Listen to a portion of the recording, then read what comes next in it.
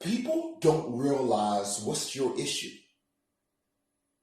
So I have to balance all of this while still understanding that my son needs me more than anyone in the whole nationality. I have to balance this while understanding that if I'm not in my child's life, then I'm not a man at all. I'm not talking about what other people deem a man to be. I'm talking about what I know a man to be.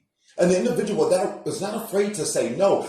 I set the stage. I set the standards. When I come and speak, it shifts. It changes. She can yell all day. It don't matter.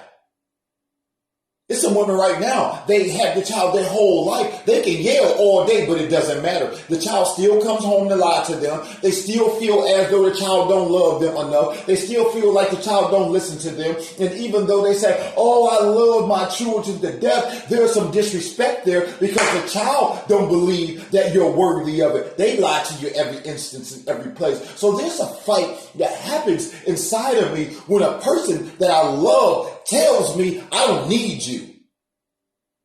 I'm literally the individual that I will give everything so your word can be true. I'll have to deal with that for these next days. We don't talk. And one of the main reasons we don't talk is because she's an actual bridge. He can't talk.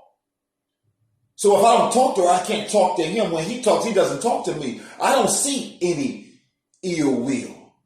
But outside people do. I'm not so much as thinking about first steps, second steps, and doing all of that. You're not going to remember that, but you will remember if I come to your first game. You'll remember if I held your hand if somebody tried to jump you.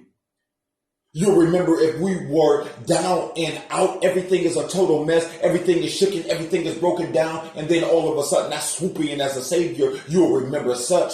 So when we're talking about this moment of faith, when we're talking about measuring faith against faith, be ever mindful first and foremost what the faith is and then the measurement. Have you found yourself thinking that same sex is just fine?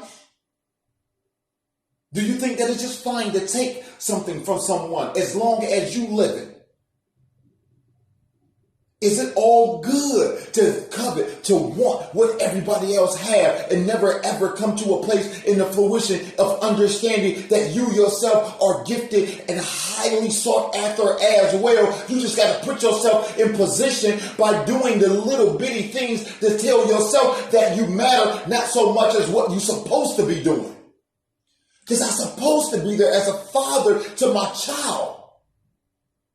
But what no one knows is that I'm so fragile and so sensitive. I can't handle another person telling me they can't talk to me. They don't want to talk to me. I can't handle another person allowing me to know that they love me, but don't love me by telling me they will never leave me. I ain't important. They can live without me.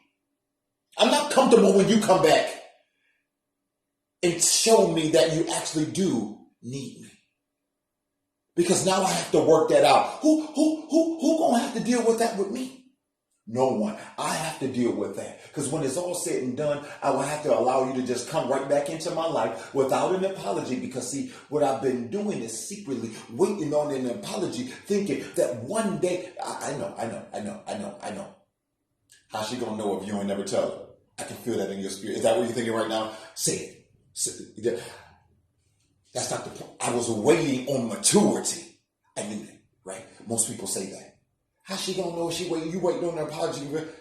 Maturity tells you that man has been beat up. That man has been battered. Don't nobody love him. He was living in the garage. He's attempted suicide. You know, my last suicide attempt was actually August 17th without anyone knowing.